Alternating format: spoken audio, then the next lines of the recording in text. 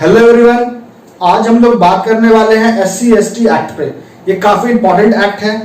आज के एपिसोड में हम लोग डिस्कस करेंगे सेक्शन 10 से लेके सेक्शन 13 तक। ये जो एक्ट है, ये जो सीरीज है SC/ST एक्ट का, ये काफी इंपॉर्टेंट है बिहार जुडिशियल एग्जाम के रिगार्डिंग। आज के एपिसोड को शुरू करें उसके पहले अगर आप अभी तक हमारे चैनल पे नए हो तो इंतजार मत करो, जल्दी से जाओ।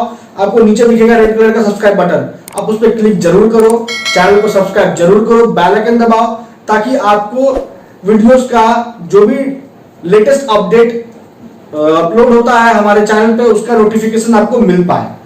और अगर आपको कोई पर्सनल क्वेरी है, कोई भी इशू है लॉ से जुड़ा हुआ लॉ के रिगार्डिंग, तो आप मुझे बेझिझक इंस्टाग्राम पे फॉलो करो। इंस्टाग्राम का लिंक आपको मिल जाएगा डिस्क्रिप्शन बॉक्स में। और अगर आप हमारे टेलीग्राम जुडिशियल ग्रुप से जुड़ना चाहते हो तो टेलीग्राम जुडिशियल ग्रुप का आपको लिंक भी मिल जाएगा डिस्क्रिप्शन बॉक्स में। तो चलिए बिना समय गवाए स्टार्ट करते हैं आज के एपिसोड। सेक्शन 10 क्या कहता है समझिए। Removal of persons likely to commit offences. Section 10 हमें यह बता रहा है कि अगर इस बात को लेके डाउट क्रिएट हो जाए सेशन कोर्ट के दिमाग में कि कोई व्यक्ति है वो अपराध कर सकता है उस जगह पे जो इसकी शेड्यूल एरिया है, ट्राइबल एरिया है, तो उस व्यक्ति को उस एरिया से रिमूव होने का, खुद को हटा लेने का निर्देश जारी होगा। बस इतना मूल बात है सेक्शन 10 से, लेकिन पूरे बातों को समझिए क्योंकि ये इंपॉर्टेंट है मेंस पॉइंट ऑफ व्यू से। सबसेक्शन 1 का पहला पॉइंट कहता है कि स्पेशल कोर्ट अगर सेटिस्फाइड हो जाए कंप्लेंट के आधार पे या पुलिस रिपोर्ट पे, किस बात को लेकर सेटिस्फैक्शन हो रहा है या होना चाहिए स्पेशल कोर्ट में, तो कहता है any person is likely to commit an offence under chapter 2 of this act. इस बात को लेकर कि कोई व्यक्ति है जो इस एक्ट के चैप्टर 2 के अकॉर्डिंग जो भी ऑफेंसेस है उसमें से कोई भी एक ऑफेंस कर सकता है। वो व्यक्ति कहां कर सकता है, तो कहता है इन शेड्यूल एरिया और ट्राइबल एरिया, जिसके बारे में आपको इंडियन कॉन्स्टिट्यूशन का आर्टिकल 244 भी बताता है, या उस एरिया में जो आइडेंटिफाइड है अंडर सेक्शन 21 सबसेक्शन 2 क्लॉज 7 में।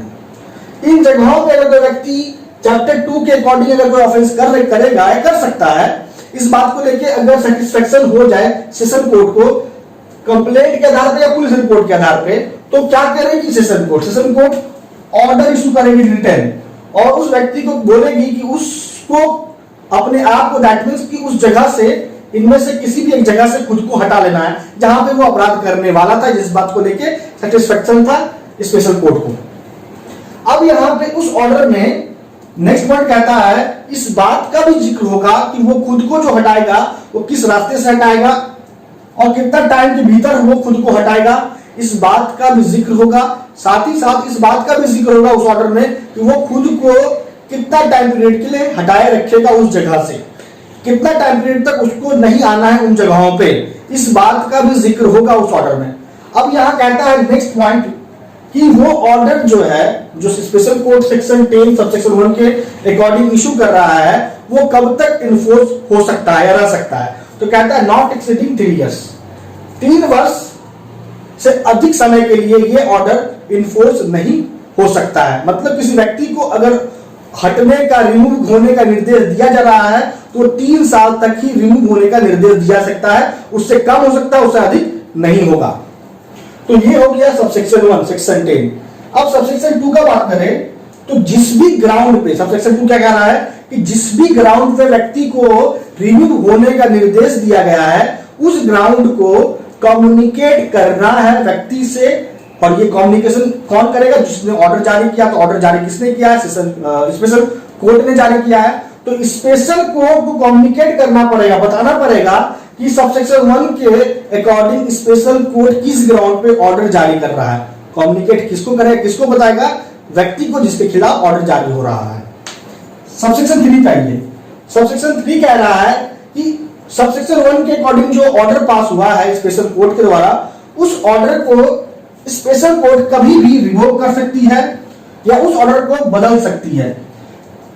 यहां पे रिवोक करने से पहले, मॉडिफाई करने से पहले ऑर्डर को टाइम दिया जाएगा।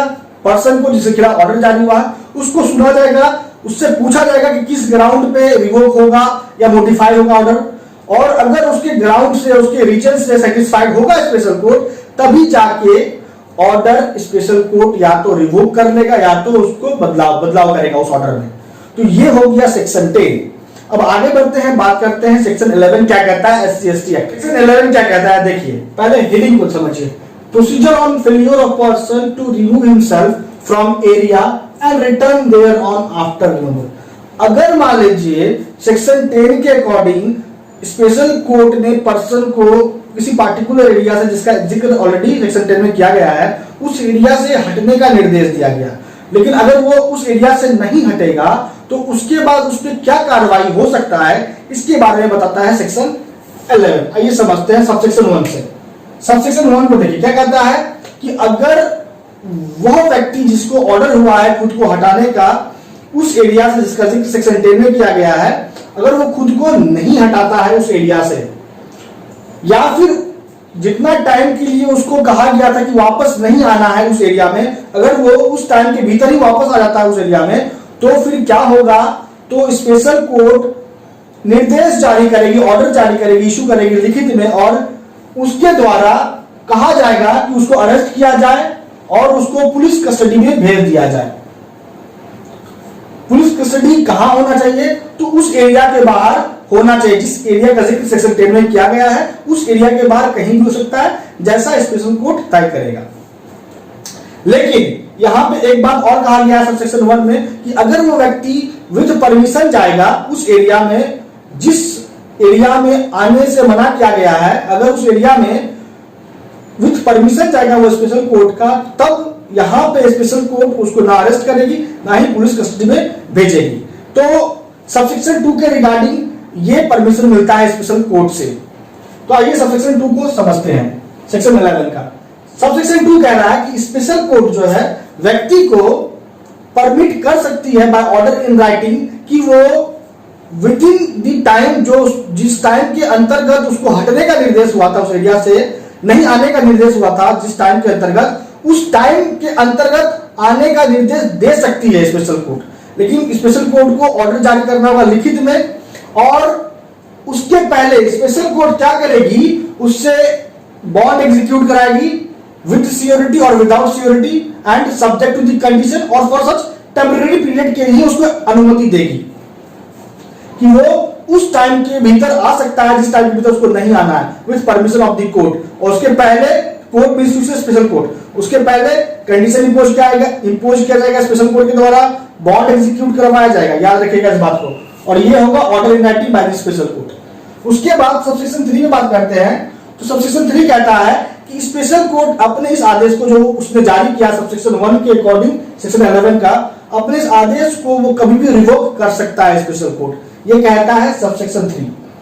सबसेक्शन 4 क्या कहता है समझिए। सबसेक्शन 4 कह रहा है कि मान लीजिए अगर वो व्यक्ति खुद को रिमूव नहीं करता है उस एरिया से, जितना टाइम अलॉट हुआ था उस टाइम के खत्म हो जाने के बाद अगर वो खुद को वहां से नहीं हटाता उस जगह से, तो फिर क्या होगा, स्पेशल कोर्ट क्या करेगी, सबसेक्शन 5 बता रहा है, उसको हटा लेना है। देखिए सबसेक्शन 4 कह रहा है कि जितना समय मिला है, जितना परमिशन मिला, जितना टाइम का उस एरिया में रहने का, उतना टाइम तक तो वो रह सकता है, उसकी एक्सपायरी होने से पहले उसको खुद को हटा लेना है उस एरिया से, ये कह रहा है सबसेक्शन 4।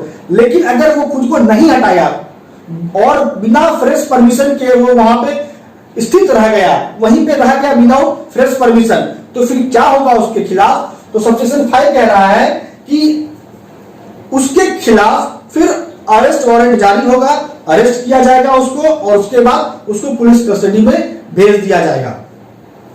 तो ये है सेक्शन 11। अब आगे बढ़ते हैं, बात करते हैं सेक्शन 12 का, समझते हैं सेक्शन 12 क्या कहता है। पे आते हैं, सेक्शन 12 क्या कह रहा है, taking measurements and photographs of person against whom order under section 10 is made. जिस व्यक्ति के खिलाफ सेक्शन 10 के अनुसार SC/ST एक्ट का ऑर्डर पास हुआ है, उस व्यक्ति को court, that means special court, ये निर्देश दे सकती है कि वो अपना मेजरमेंट्स, वो उसका क्या हाइट है, क्या नक्शा है, और अपना फोटोग्राफ्स मुहैया करवाए पुलिस ऑफिसर को। आइए समझते हैं क्या कहता है सेक्शन 12।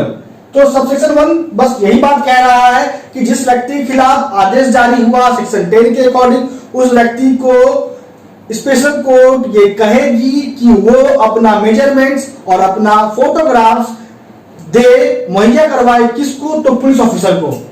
यही बात कह रहा है सब सेक्शन 1। अब आगे बढ़िए, बात करिए सबसेक्शन 2 का। सबसेक्शन 2 कह रहा है कि अगर मान लीजिए वो रिफ्यूज करे या रेसिस्ट करे, अपना जो कद है, अपना जो हुलिया है उसका इस बात को बताने से पुलिस ऑफिसर को या फोटोग्राफ देने से रिफ्यूज करे या रेसिस्ट करे, तो फिर ऐसे सिचुएशन में पुलिस ऑफिसर हर वो लॉफुल नेसेसरी मींस का इस्तेमाल कर सकता है उसके मेजरमेंट्स और फोटोग्राफ को प्राप्त करने के रिगार्डिंग। तो ये हो गया सबसेक्शन 2। अब बात करते हैं सबसेक्शन 3 का। तो सबसेक्शन 3 कहता है कि ये जो व्यक्ति रिफ्यूज कर रहा है ये माना जाएगा कि वो एक अपराध कर रहा है जो पनिशेबल है under section 186 of the IPC. Subsection 4 कहता है कि अगर मान लीजिए जो आदेश जारी हुआ है सबसेक्शन 1 के अकॉर्डिंग सेक्शन 12 का, अगर वो आदेश को स्पेशल कोर्ट रिवोक कर दे तो फिर जो भी उसका मेजरमेंट्स लिया गया था व्यक्ति का, जो भी फोटोग्राफ्स लिया गया था उस व्यक्ति का, उसको नष्ट कर दिया जाएगा। नष्ट करने का स्पेशल कोर्ट ऑर्डर करेगी या फिर स्पेशल कोर्ट ये ऑर्डर कर सकती है कि उसके मेजरमेंट्स को, उसके फोटोग्राफ्स को वापस कर दिया जाए उसी व्यक्ति को। तो ये हो गया सबसेक्शन 4 और टोटल आपको इतनी सारी बातों की जानकारी मिली सेक्शन 12 से। अब आते हैं आज के अंतिम सेक्शन पे, आज के एपिसोड का, जो है सेक्शन 13। सेक्शन 13 कह रहा है penalty for non compliance of order under section 10। जिस व्यक्ति के खिलाफ सेक्शन 10 के अकॉर्डिंग ऑर्डर पास हुआ और अगर वो व्यक्ति उस ऑर्डर को नहीं फॉलो करता है, नहीं मानता है, तो उसको इस बात के लिए सजा हो जाएगा। वो सजा कितना होगा? तो कहता है कि माफ कीजिए 1 ईयर इंप्रिजनमेंट होगा, उसको 1 साल का इंप्रिजनमेंट होगा और फाइन भी इंपोज किया जाएगा। सेक्शन 13 से इतनी सारी बातों की जानकारी मिली। तो दोस्तों इसी के साथ आ चुका है लेक्चर को कंक्लूड करने का टाइम। आज के एपिसोड में हम लोगों ने SC/ST एक्ट के सेक्शन 10 से 13 तक को समझा है। बाकी बचे प्रोविजंस को हम लोग नेक्स्ट एपिसोड में कवर करेंगे।